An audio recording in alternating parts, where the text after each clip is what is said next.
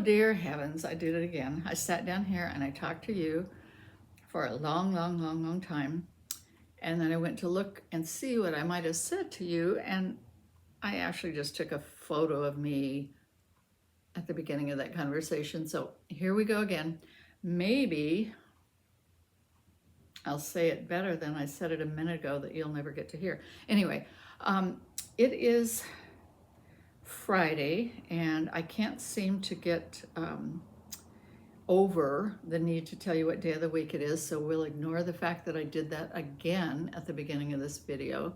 And I will want to just talk to you about one more thing about being an older artist and my best practices for doing that.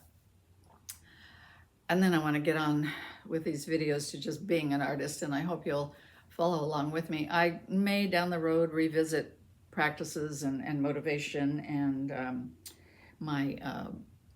the things I found that helped me be a successful artist. And you know, if you've been watching my videos, I'm not talking about being a successful artist because I make money at selling art, or I'm just talking about I successfully make art. I make art. That's where my success is, and where I would suggest your success would be if you decided to become an artist or learn to be an artist at an older age. Anyway, back to what I was going to talk about. One more video on that subject. This one is about taking care of myself as a, I guess I was supposed to have both hands up for the quote thing. Taking care of myself for as an older artist so that I can make art. Now, art is very important to me, and it's if you want to backtrack and look at some of the videos as to why, it's all recorded there. And I would venture to say it's almost the most important aspect of my life, but I bumped it down just a little bit as an older artist in importance, because even a little bit more important than being an artist is being healthy enough and energetic enough and able enough to do the things that I need to do in order to be an artist. So I have put my health and well-being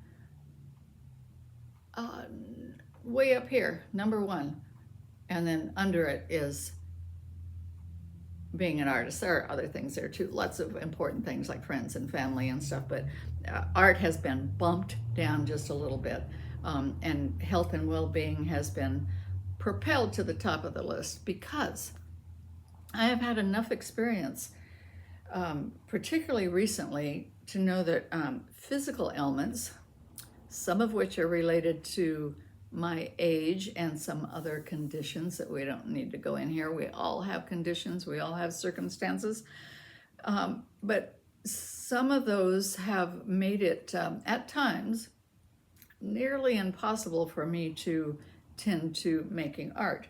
Rather, that's my injuring myself, which I'm a little more likely to do at this age and with some of the conditions I have, which has rendered me at home in bed recovering, or just not able to even go up the steps to the studio to get to my art supplies. And not only is that time, I'm fortunate that with rest and some proper practice, I am able to recover from these injuries or strains and go on about my life in the way I want to go on about it. But it takes some time out from my practice, and it takes some, how could I say this? It takes some,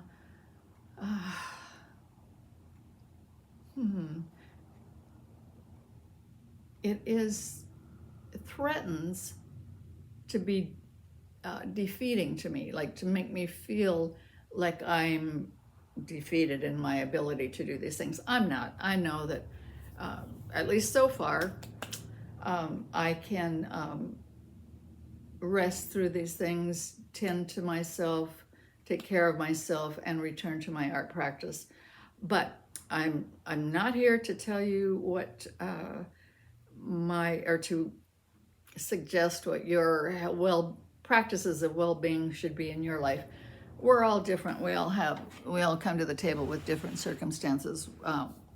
If you're here watching this video as an older artist, then you've already experienced some of these things or have some of these questions, and you probably have answered for yourself what you can do. So I'm not here to tell you what to do.